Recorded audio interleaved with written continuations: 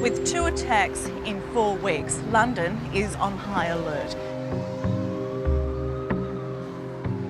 There are now 6,000 police patrolling the streets.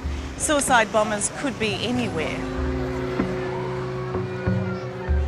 Life goes on, but now it goes on with fear and suspicion. Even the most rational quietly worry. Who are you? What's in your bag? Are you friend or foe? I have been walking down the street and a wave of fear will come over me, and it'll be like, you know, this thought of bang, happening. I guess it's the whole point of never thinking it's going to happen to you, and then it happens to you. And so now, how can I think it won't happen again? Louise Barry was a passenger on the blown-up number 30 bus. She has a broken neck and shrapnel wounds. This scar is where her doctors removed the toggle or trigger of one of the bombs. And she could feel something really hard, and I could feel it as well, and she was like, oh, she thought it was quite big. Do you know what role the toggle played in the bomb itself? No, they're just saying it's the bit that's pulled from the bomb before it. I imagine like a grenade or something, like the pin.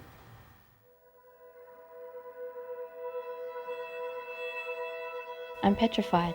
I've never had my safety threatened. I've never been in a situation like that and never want to be in a situation like that again. 26-year-old Jodie Eyre was on the same bus as Louise. I don't remember any sound. I don't remember a bang or anything. I just remember looking out the window one minute and then the next I was facing forward in like this static nothingness. As we are now all too aware, the first attacks on the morning of July 7 were a deadly synchronised strike.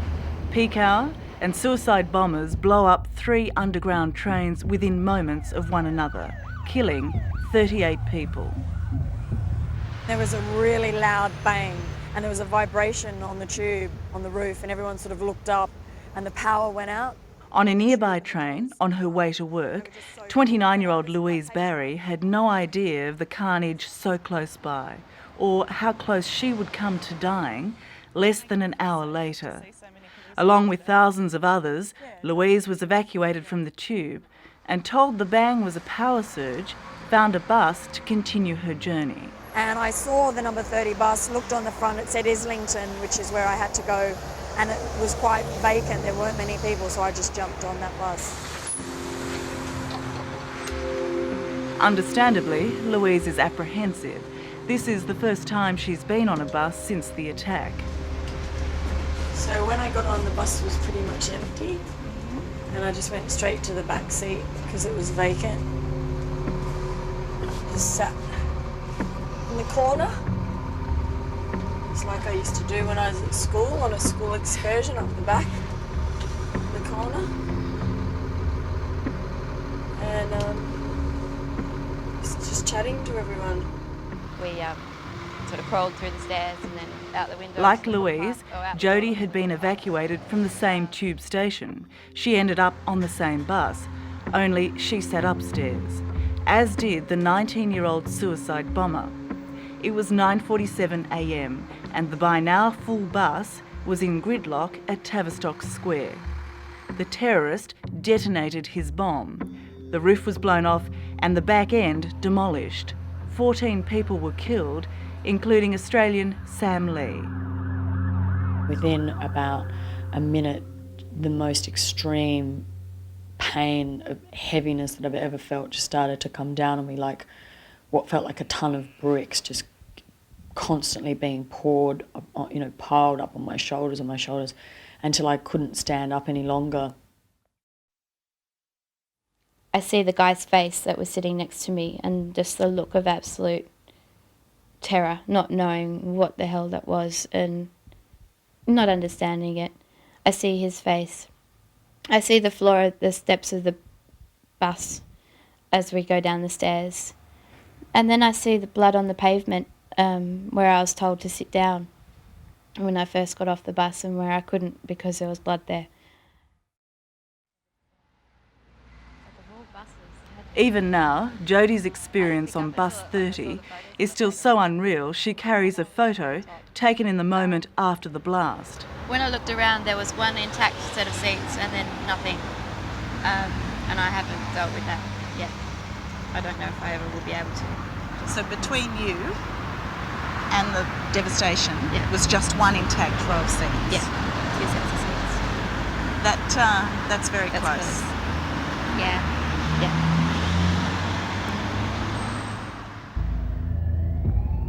As Jodie got off the front of the bus, Louise crawled out through the back, through the wreckage and onto the other side of the road. I somehow crawled. I crawled out between legs and kind of came up and then got off onto the road. When you were looking down Yeah. onto this scene, what could you see? I could just see bits of body parts and glass and blood and everything. It's not like a normal headache. It's For someone who had the back of a bus collapse on her, Louise is incredibly fortunate. She does have 2 fractured vertebrae in her neck, for which she has to wear this halo for a couple of months. But it could have been so much worse. Deep breath in and out. Jodie escaped with a perforated eardrum, and though she has nothing to show for her loss, her sense of well-being has been shattered. I don't know how I walked off without a scratch or a bruise on me. I can't tell you. For some reason in my head, I feel as though I need to have something to show for it. I mean, I've got the ringing in my ears as the only thing to sort of tell me that I was there, and then the images in my head. It's just that moment when it went off that I just keep seeing in front of my head, and I just trying to come to grips with where I was, why I was there, why I was sitting in that seat. Move back, please! This has been the police response to the attacks, swift and menacing counterattacks, flushing out the terrorists from quiet local neighbourhoods. They were firing gas grenades in there, and I was pretty much about here. So, yeah, it was quite terrifying. People were running, quite scared. Another young Australian who found herself too close to the action. Basically, the police standing on this corner here, firing up to Mohammed's flat, screaming at him, telling him to get his clothes off. And it's basically to come downstairs. Lisa Davis was at home when police raided this London flat and captured Mukhtar Saeed Ibrahim and Ramzi Mohammed, 2 of those accused of trying to blow up the city on the 21st of July. So that's the infamous balcony. Yeah, that's right. They came out the top there with their arms out, admitting defeat basically, and naked. One of the great Al-Qaeda group things is the suicide belt. The worry was, did these guys have that type of equipment? Or even did they have other prepared bombs which they might bring out and then detonate? So Francis Touza is a defence analyst with ties to British intelligence. He believes closed-circuit TV has given police their biggest break. Within 8 days of the second attacks, police tracked down and arrested the suspected bombers. One had fled to Rome. It was seen as vital that some of the pictures were shown to jog people's memories. And again, they wanted people to remember back to the day, and as a result, the paths of pretty much all 4 of those individuals were traced quite quickly. Police are holding the 4 main suspects here at Paddington Green, considered the most secure police station in the country.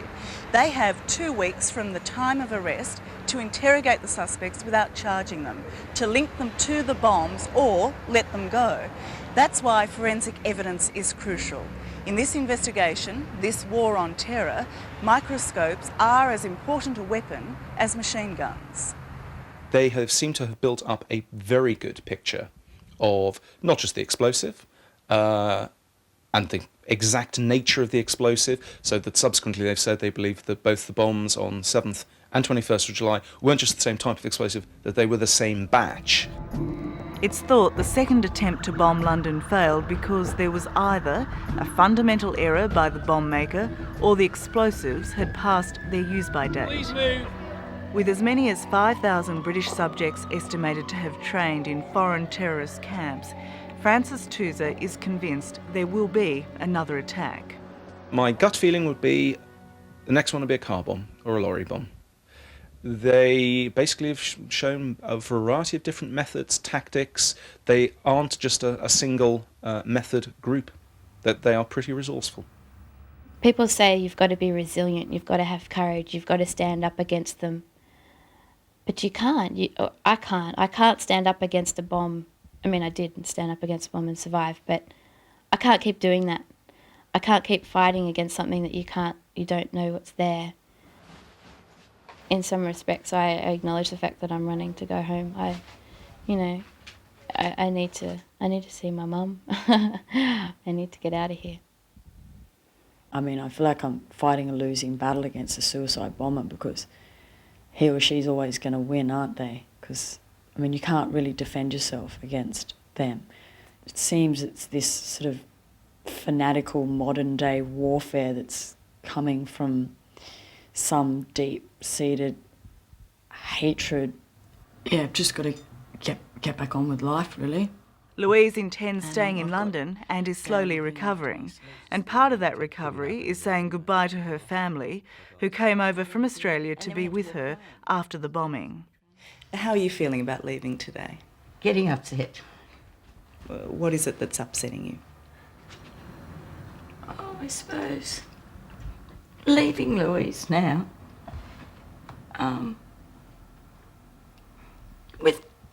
not with a family. Yeah. I guess you'd like to bundle her up and take her home, wouldn't you? Oh, yeah. I'll be all right, Mum.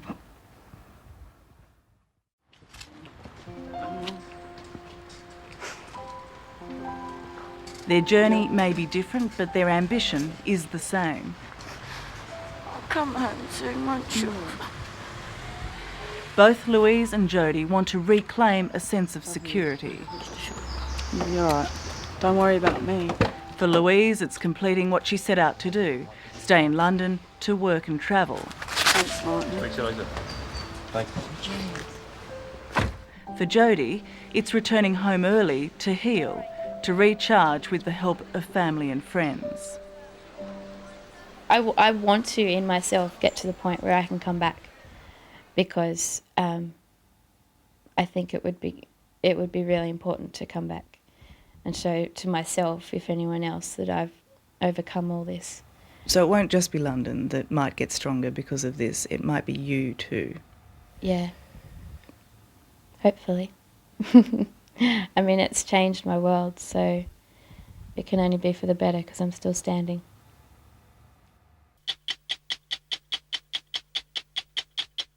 Hello, I'm Tara Brown. Thanks for watching. To keep up with the latest from 60 Minutes Australia, make sure you subscribe to our channel. You can also download the 9Now app for full episodes and other exclusive 60 Minutes content.